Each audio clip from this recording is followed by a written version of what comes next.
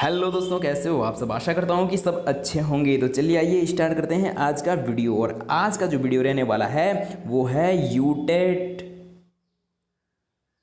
Paper first. और ये paper जो हम करने जा रहे हैं ये है 2019 का पेपर। और आज हम करने जा रहे हैं इस वीडियो के माध्यम से पर्यावरण के 30 प्रश्नों को सॉल्व करने जा रहे हैं। तो दोस्तों स्टार्ट करते हैं पहले प्रश्न से।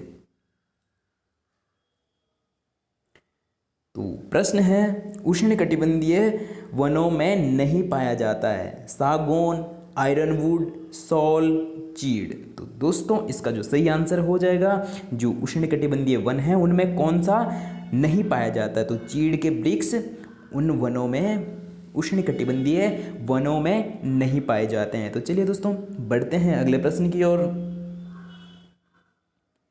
अगला जो दोस्तों प्रश्न है वो है, शंकुधारी वनों का वृक्ष कौन सा है, साल, स्प्रूस, मोगनी, देवदार। तो दोस्तों जब रिवाइज आंसर की दी गई तो उसमें इसके दो आंसर को सही माना गया, एक तो ऑप्शन बी और एक ऑप्शन डी, इसके दो आंसर सही माने गए।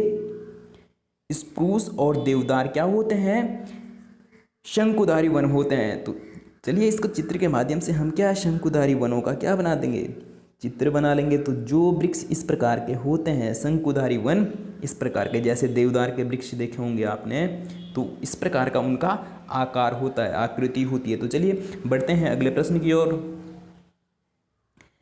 अगला जो दोस्तों प्रश्न है वो है, आलमाटी बांध जल विवाद से संबंधित राज्य हैं आंध्र प्रदेश, कर्नाटक एवं महाराष्ट्र, कर्नाटक, महाराष्ट्र एवं उड़ीसा, तमिलनाडु, कर्नाटक एवं उड़ीसा, उड़ीसा, आंध्र प्रदेश एवं कर्नाटक। तो दोस्तों इसका जो सही आंसर हो जाएगा वो हो जाएगा ऑप्शन नंबर ए, आलमाटी बांध जल विवाद किन राज्यों के बीच है, आंध्र प्रदेश, कर्नाटक और महाराष्ट्र के मध्य। तो चलिए बढ़ते हैं अगले प्रश्न की ओर।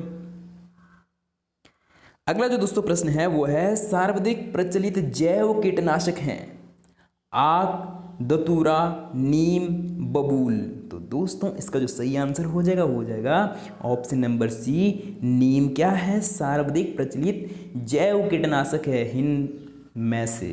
तो चलिए बढ़ते हैं अगले प्रश्न की ओर।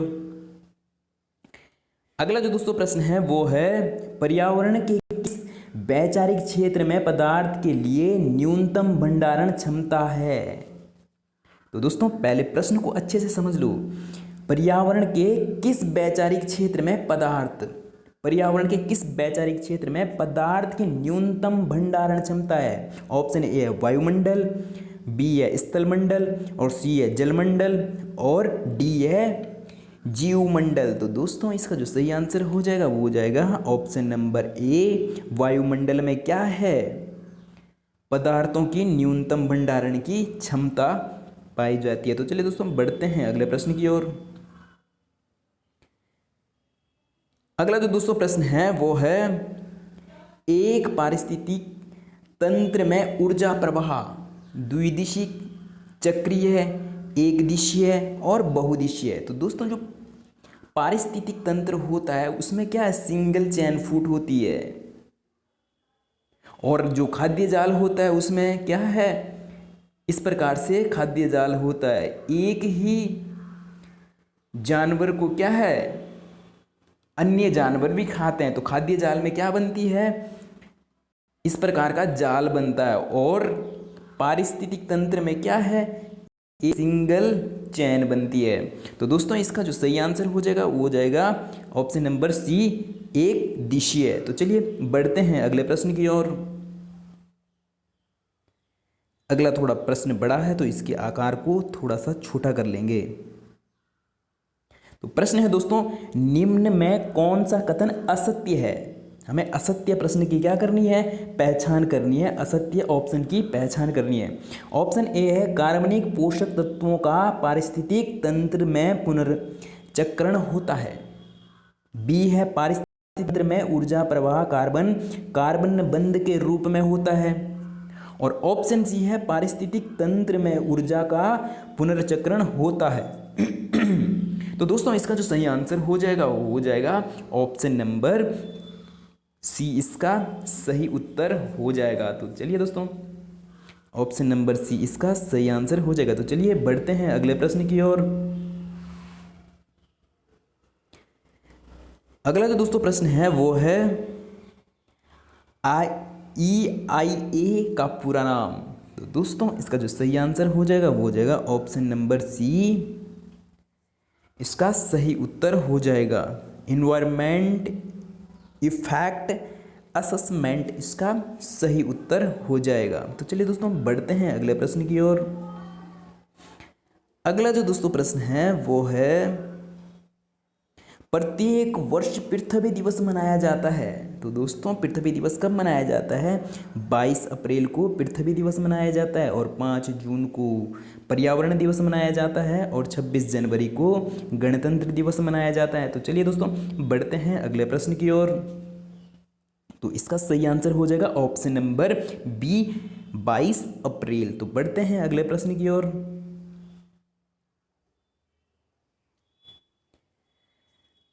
अगला जो दोस्तों प्रश्न है वो है नील शिशु संलक्षण जल में किस चीज की अधिकता के कारण होता है। तो ऑप्शन ए है फास्फेट, सल्फर, आर्सेनिक, नाइट्रेट। तो दोस्तों इसका जो सही आंसर हो जाएगा वो हो जाएगा ऑप्शन नंबर डी, इसका सही उत्तर हो जाएगा नील शिशु संलक्षण जल में किस चीज की अधिकता के कारण होता है। तो किसके कारण? नाइट्रेट के कारण। तो चलिए बढ़ते हैं अगले प्रश्न की ओर। अगला जो दोस्तों प्रश्न है वो है पीने के पानी में फ्लोराइड्स की अधिकतम स्वीकार्य मात्रा। दोस्तों इसका जो सही आंसर है वो हो जाएगा ऑप्शन नंबर सी, इसका सही उत्तर हो जाएगा 1.50 प्रति लीटर। तो चलिए बढ़ते हैं अगले प्रश्न की ओर। अगला जो दोस्तों प्रश्न है वो है हैजा एवं आंत्र ज्वर के कारण है। ऑप्शन ए है कीड़े, विषाणु, जीवाणु, कवक। तो दोस्तों इसका जो सही आंसर हो जाएगा वो हो जाएगा ऑप्शन नंबर सी, इसका सही उत्तर हो जाएगा। तो चलिए बढ़ते हैं अगले प्रश्न की ओर। अगला जो दोस्तों प्रश्न है वो है निम्न में से कौन सा प्राकृतिक खनिज नहीं है? कौन सा प्राकृतिक खनिज नहीं है? ऑप्शन ए है अधः, स्फीतीय और फास्फेट, नाइट्रोजन। तो दोस्तों कौन सा प्राकृतिक खनिज नहीं है? तो दोस्तों इसका जो सही आंसर हो जाएगा नाइट्रोजन। ये क्या है? गैस है। तो चलिए बढ़ते हैं अगले प्रश्न की ओर। अगला जो दोस्तों प्रश्न है वो है नाइट्रोजन स्थिरीकरण किया जाता है। स्थिरीकरण किया जाता है बिजली के चमकने से और स्थिरीकरण जीवाणु से, उर्वरक से, उपयुक्त सभी। तो दोस्तों इसका जो सही आंसर हो जाएगा वो हो जाएगा ऑप्शन नंबर डी, इसका सही उत्तर हो जाएगा। तो चलिए बढ़ते हैं अगले प्रश्न की ओर। अगला जो दोस्तों प्रश्न है वो है भारत में प्रथम प्रमुख पर्यावरण संरक्षण अधिनियम जिसे प्रख्यापित किया गया, जल अधिनियम, वायु अधिनियम, पर्यावरण अधिनियम, ध्वनि प्रदूषण अधिनियम। तो दोस्तों इसका जो सही आंसर हो जाएगा वो हो जाएगा ऑप्शन ए और सी। जब रिवाइज आंसर की आई तो उसमें इन दोनों को सही उत्तर माने गए थे। तो इसका आंसर ए और सी इसके क्या हो जाएंगे? सही उत्तर हो जाएंगे। तो चलिए दोस्तों बढ़ते हैं अगले प्रश्न की ओर। अगला जो दोस्तों प्रश्न है वो है ओजोन परत की मोटाई नापी जाती है। तो दोस्तों इसका जो सही उत्तर हो जाएगा वो हो जाएगा ऑप्शन नंबर डी, इसका सही उत्तर हो जाएगा डाप्सन इकाई में ओजोन परत की मोटाई मापी जाती है। तो चलिए बढ़ते हैं अगले प्रश्न की ओर। अगला जो दोस्तों प्रश्न है वो है पर्यावरण संरक्षण अधिनियम अधिनियमित किया गया था। कब किया गया था? वर्ष 1986, वर्ष 1992, वर्ष 1984 और वर्ष 1974 में। तो दोस्तों इसका जो सही उत्तर हो जाएगा वो हो जाएगा ऑप्शन नंबर ए, वर्ष 1986 में क्या किया गया था? पर्यावरण संरक्षण अधिनियम अधिनियमित किया गया था। तो चलिए बढ़ते हैं अगले प्रश्न की ओर। अगला जो दोस्तों प्रश्न है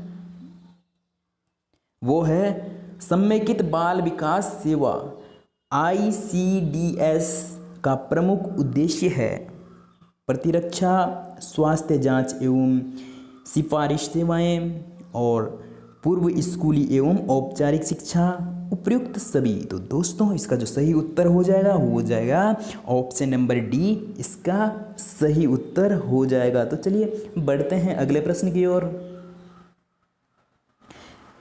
अगला जो दोस्तों प्रश्न है वो है ISO 14000 मानक संबंधित है प्रदूषण प्रबंधन, जोखिम प्रबंधन, पर्यावरण प्रबंधन, उपयुक्त से कोई नहीं। तो दोस्तों इसका जो सही उत्तर हो जाएगा वो हो जाएगा ऑप्शन नंबर सी, इसका सही उत्तर हो जाएगा पर्यावरण प्रबंधन। ISO 14000 मानक से संबंधित है, ऑप्शन नंबर सी पर्यावरण प्रबंधन। तो चलिए दोस्तों बढ़ते हैं अगले प्रश्न की ओर।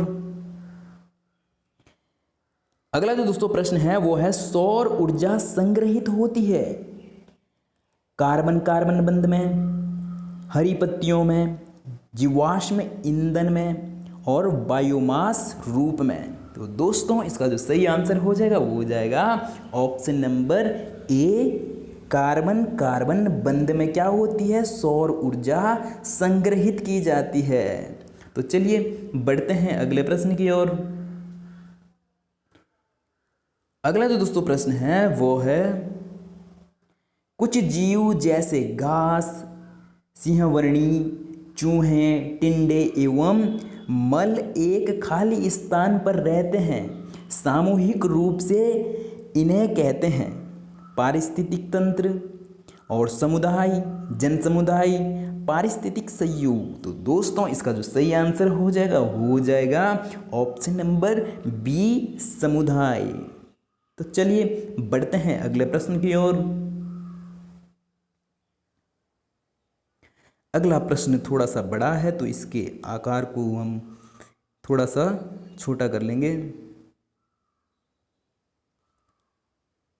प्रश्न है पर्यावरण अध्ययन के शिक्षक के रूप में आप बच्चों को चिड़ियाघर ले जाने की योजना बनाते हैं, आप बच्चों को निम्न में से कौन सी गतिविधि करने की अनुमति नहीं देंगे? दोस्तों प्रश्न है कि आप क्या है पर्यावरण अध्ययन के शिक्षक के रूप में आप बच्चों को चिड़ियाघर ले जा रहे हैं, ले जाने की योजना बना रहे हैं, तो आप बच्चों को कौन सी गतिविधि करने की अनुमति नहीं देंगे? ऑप्शन ए है चिड़ियाघर के जानवरों के लिए बहुत सारी खाने की सामग्री ले जाना।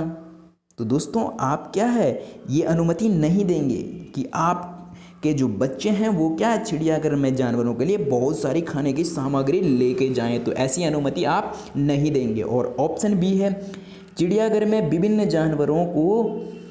जानवर कौन कौन सा भोजन खाते हैं यह पता लगाना। तो ये तो अच्छी बात है। और ऑप्शन सी है चिड़ियाघर में जिन जानवरों को वे देखेंगे उनकी फ़ोटो एकत्रित करना। सही बात है।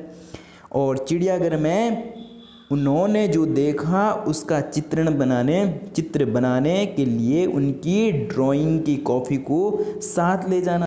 तो ये भी दोस्तों सही है। तो हमें क्या पूछा है कि आप कौन सी अनुमति नहीं देंगे? तो आप चिड़ियाघर में जो जानवर है जानवरों के लिए बहुत सारी सामग्री खाने की सामग्री नहीं लेके जाने देंगे अपने बच्चों को। तो चलिए दोस्तों बढ़ते हैं अगले प्रश्न की ओर।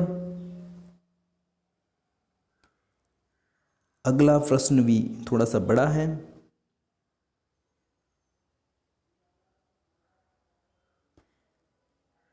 तो दोस्तों प्रश्न है दुर्गा एक गांव में रहती है और लकड़ी या गोबर के उपल को ईंधन इस्तेमाल करते हुए चूल्हे पर खाना पकाती है। पिछले 3 महीने से उसे तेज खांसी आ रही है, इसका कारण हो सकता है। तो दोस्तों क्या है, दुर्गा एक गांव की क्या है, गांव में रहती है और लकड़ी और गोबर के उपलों से क्या बनाती है, ईंधन का इस्तेमाल करके चूल्हा पर खाना बनाती है। तो पिछले 3 महीने से उसे क्या है, तेज खांसी आ रही है, इसका कारण हो सकता है। ऑप्शन ए है ईंधन जलने से उत्पादित कार्बन मोनोऑक्साइड जो उसके श्वास नली में जाम हो गई है। ऑप्शन बी है जलते हुए ईंधन से उत्पादित काला धुआं जो उसके श्वास नली में जमा हो गया होगा। ऑप्शन सी है जलते हुए ईंधन के धुएं से उसे एलर्जी हो गई होगी। और ऑप्शन डी है उसकी झोपड़ी के अंदर बाहर क्या है, प्रदूषण। तो दोस्तों इसका जो सही आंसर हो जाएगा ऑप्शन ए और बी। जब रिवाइज आंसर की दी गई यूटेट द्वारा तो इसके दोनों ही ऑप्शन को क्या माना गया था, सही माना गया था। तो चलिए दोस्तों बढ़ते हैं अगले प्रश्न की ओर। अगला जो दोस्तों प्रश्न है वो है पर्यावरण अध्ययन की पाठ्य पुस्तक में पहेलियां शामिल करने का निम्न में से कौन सा उद्देश्य नहीं है। कि आप जो पर्यावरण की पुस्तक में क्या देखते हैं, पहेलियां देखते हैं, उनका क्या है, उद्देश्य नहीं है। ऑप्शन ए है बच्चों में आलोचनात्मक चिंतन की शक्ति विकसित करना। और ऑप्शन बी है बच्चों में तर्क शक्ति विकसित करना। ऑप्शन सी है बच्चों के मस्तिष्क को भ्रमित करना और उन्हें इस भ्रम का आनंद उठाने देना। तो दोस्तों आपने बच्चों को क्या भ्रमित नहीं करना है। और ऑप्शन सी है डी है सृजनात्मक चिंतन, योग और उत्सुकता का विकास करना। तो ये तो दोस्तों क्या है, तीनों ही सही बातें हैं। तो आप क्या, कौन सा उद्देश्य नहीं होता है, ऑप्शन नंबर सी कि आप बच्चों को क्या नहीं करेंगे, बच्चों को मस्तिष्क को क्या नहीं करेंगे, भ्रमित करना और उन्हें भ्रम का आनंद लेना। तो इसका ऑप्शन नंबर सी इसका सही उत्तर हो जाएगा, क्योंकि हमें ऐसा पूछा था जो इसका उद्देश्य नहीं है पर्यावरण अध्ययन के पुस्तक में जो पहेलियां दी जाती है। तो चलिए दोस्तों बढ़ते हैं अगले प्रश्न की ओर।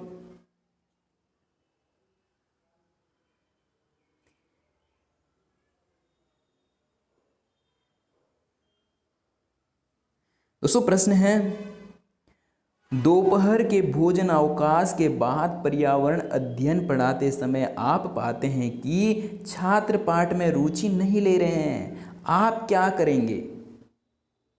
तो दोस्तों जब इंटरवल होता है और इंटरवल के बाद जब बच्चे क्या कर लेते हैं, भोजन खा लेते हैं, तो उसके बाद उनका पढ़ने में रुचि नहीं लग रही है, तो आप एक शिक्षक के रूप में क्या करेंगे। ऑप्शन ए है बच्चों को खेलने के लिए बाहर मैदान में ले जाएंगे, कि अगर बच्चों का मन नहीं है तो आप उन्हें खेलने के लिए ले जाओ। ऑप्शन बी है उन्हें अपने सिर को डेस्क पर रखने और आराम करने के लिए कहेंगे। तो दोस्तों ऐसा तो आप बिल्कुल नहीं करेंगे। और पाठ को रोचक बनाने के लिए विविध बुद्धिमत्ता पर आधारित श्रव्य दृश्य सहायक का उपयोग करेंगे। और डी है विषय को तत्काल बदल देंगे। तो दोस्तों ऑप्शन नंबर सी क्या हो जाएगा, इसका सही उत्तर हो जाएगा कि अगर बच्चों का क्या है, रुचि पढ़ने में नहीं है, तो आप क्या है, रोचक, उसे पाठ को रोचक बनाने के लिए क्या करेंगे, विविध बुद्धिमत्ता पर आधारित दृश्य और श्रव्य सहायक सामग्रियों का क्या करेंगे, उपयोग करेंगे। तो चलिए दोस्तों बढ़ते हैं अगले प्रश्न की ओर। अगला जो दोस्तों प्रश्न है, ये प्रश्न थोड़ा सा बड़ा है, तो पहले हम प्रश्न को पढ़ लेंगे और उसके बाद हम ऑप्शन को देखेंगे। तो दोस्तों प्रश्न है एक अध्यापक अपने विद्यार्थियों को विभिन्न जानवरों के चित्र देता है और उन जानवरों के चित्रों में रंग भरने को कहता है जो हमारे घरों में नहीं रहते। इस क्रियाकलाप का उद्देश्य है। तो दोस्तों अब हम ऑप्शन को चेक कर लेंगे। अब हमें प्रश्न नहीं दिखेगा क्योंकि ये थोड़ा सा प्रश्न बड़ा है। तो दोस्तों ऑप्शन ए है सृजनात्मकता का विकास करना। अवलोकन का विकास करना, वर्गीकरण कौशल का विकास करना और डाटा संग्रह का विकास करना।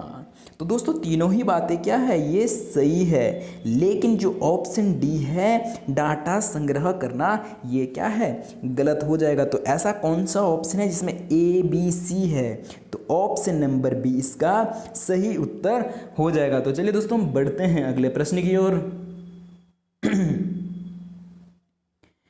अगला जो दोस्तों प्रश्न है वो है, प्रथम ओजोन छिद्र पाया गया उत्तरी ध्रुव के ऊपर, अंटार्कटिक के ऊपर, अफ्रीका के ऊपर और दक्षिण ध्रुव के ऊपर। तो दोस्तों इसका जो सही आंसर हो जाएगा वो हो जाएगा ऑप्शन नंबर बी, अंटार्कटिक के ऊपर क्या पाया गया, प्रथम ओजोन छिद्र पाया गया था। तो चलिए दोस्तों बढ़ते हैं अगले प्रश्न की ओर। अगला जो दोस्तों प्रश्न है वो है, वातावरण की आर्द्रता मापी जाती है फोटोमीटर और हाइग्रोमीटर और फोटोमीटर के द्वारा, और इनमें से कोई नहीं। तो दोस्तों ऑप्शन नंबर बी इसका सही उत्तर हो जाएगा, हाइग्रोमीटर द्वारा क्या नापते हम, वातावरण की आर्द्रता मापी जाती है। तो चलिए दोस्तों हम बढ़ते हैं अगले प्रश्न की ओर। और ये जो दोस्तों आज प्रश्न रहने वाला है ये आज का अंतिम और लास्ट प्रश्न है। तो दोस्तों अगर आप चैनल में पहली बार हो तो चैनल को ज़रूर से ज़रूर सब्सक्राइब करें, और अगर आप हमारे साथ पहले से बने आ रहे हैं तो वीडियो को लाइक करें और कमेंट करना ना भूलें। तो प्रश्न को स्टार्ट करते हैं। नदी में जल प्रदूषण को किस घुलित मात्रा से मापा जाता है। तो जो दोस्तों नदी में क्या है, जल प्रदूषण की घुलित मात्रा है, उसको किस चीज़ से मापा जाता है, क्लोरीन, ओजोन, नाइट्रोजन, ऑक्सीजन। तो दोस्तों इसका जो सही आंसर हो जाएगा वो हो जाएगा ऑप्शन नंबर डी, ऑक्सीजन के द्वारा क्या है, जल में प्रदूषण की मात्रा को, जो घुलित मात्रा है जल में, उसको ऑक्सीजन से मापा जाता है। तो चलिए दोस्तों हम बढ़ते हैं अगले प्रश्न की ओर, और ये आज के लिए लास्ट प्रश्न रहने वाला है। निम्न में से कौन सा सर्वाधिक स्थिर पारिस्थितिक तंत्र है, वन, रेगिस्तान, पहाड़, समुद्र। तो दोस्तों अगर चैनल को सब्सक्राइब नहीं किया तो सब्सक्राइब करें और वीडियो को लाइक करना ना भूलें। तो इसका जो सही आंसर हो जाएगा वो हो जाएगा समुद्र। समुद्र क्या है दोस्तों, सर्वाधिक स्थिर पारिस्थितिकी तंत्र है। कहाँ, समुद्र का जो पारिस्थितिक तंत्र होगा वो सर्वाधिक स्थिर होगा। तो चलिए दोस्तों आज के लिए इतना ही। वीडियो को पूरा देखने के लिए बहुत बहुत धन्यवाद।